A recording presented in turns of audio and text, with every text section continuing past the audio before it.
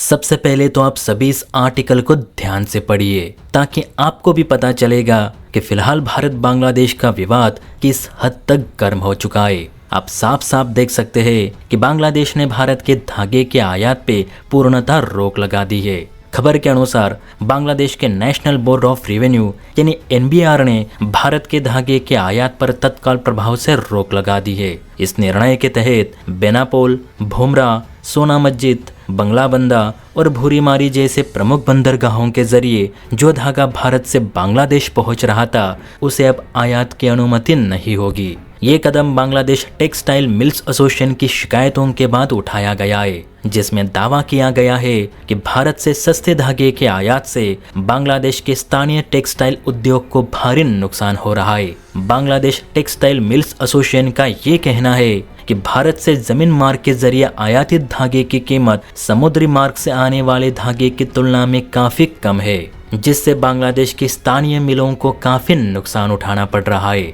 उदाहरण के लिए बांग्लादेश में सिंगल धागे की कीमत $3.4 प्रति किलोग्राम है, जबकि वही भारत से आयातित धागा बांग्लादेश में $2.9 प्रति किलोग्राम के हिसाब से बेचा जा रहा है, जिससे कि बांग्लादेश के मिल उद्योग को भारी नुकसान उठाना पड़ रहा है। अब दोस्तों, बांग्लादेश ने भारत के धागे पे जो रोक लगा दी है उसके पीछे की असल वजह बांग्लादेशी मिल उद्योग को हो रहा नुकसान नहीं, तो हाल ही में भारत सरकार ने बांग्लादेश पे जो प्रतिबंध लगाए हैं उसका ये बदला है। आप सभी जानते हैं कि भारत ने बांग्लादेश के साथ ट्रांसशिपमेंट समझौता तोड़ दिया, कपास रोक दी, मेडिसिन से सब्सिडी बंद कर दी, गैस पाइपलाइन प्रोजेक्ट भी स्थगित कर दिया है। अब इसी का जुलूस निकालने के लिए बांग्लादेश की अंतरिम सरकार के मुखिया मोहम्मद यूनुस ने ये कदम उठाया। हालांकि इससे भारत को कोई फर्क नहीं पड़ता कि बांग्लादेश भारत से धागा खरीदे या ना खरीदे, क्योंकि भारत के पास और भी बहुत से खरीदार मौजूद है। उल्टा मोहम्मद यूनुस को ये याद रखना चाहिए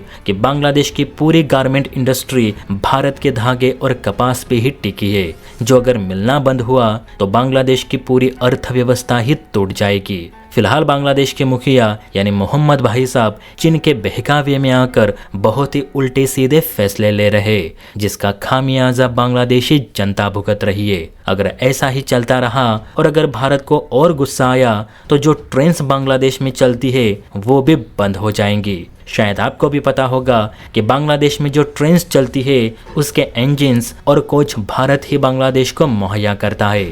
आपके जानकारी के लिए बता दूं कि जब शेख हसीना बांग्लादेश की प्रधानमंत्री थी यानी 2019 में, तब भारत ने बांग्लादेश को 20 ब्रॉड गेज इंजन सौंपे थे, जिनका इस्तेमाल आज भी बांग्लादेश मालवाहक और पैसेंजर ट्रेन के लिए इस्तेमाल करता है। बल्कि बांग्लादेश के रेलवे नेटवर्क को और मजबूत करने शेख हसीना ने 20 और ब्रॉड गेज इंजन की मांग भारत से की थी और भारत इसके लिए तब राजी भी हुआ था। लेकिन हसीना के बाद जब से यूनुस ने सत्ता संभाली तब भी बांग्लादेश की रेलवे ने भारत से इन 20 ट्रेन इंजन्स की मांग की थी। हालांकि इस पर भारत ने कोई भी आधिकारिक रिप्लाई नहीं दिया। लेकिन अब चूंकि यूनुस खुले तौर पर भारत से दुश्मनी मोल ले रहे, तो मेरे हिसाब से भारत ने अपने ब्रॉड गेज इंजन्स बांग्लादेश को नहीं देने चाहिए, क्योंकि बांग्लादेश इसके लायक ही नहीं कि भारत उसकी कोई मदद करे। वैसे भी बांग्लादेश अब तक बहुत सी फोकट की सर्विस भारत से उठा चुका है। अब बारी है इनसे पैसा वसूलने की, वो भी 2 गुना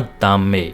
तो आप बताइए दोस्तों, यूनुस के इस कदम के बाद क्या हमें बांग्लादेश को ट्रेन इंजन्स देने चाहिए या फिर नहीं? आपको क्या लगता है? नीचे कमेंट करके अपनी राय ज़रूर दे।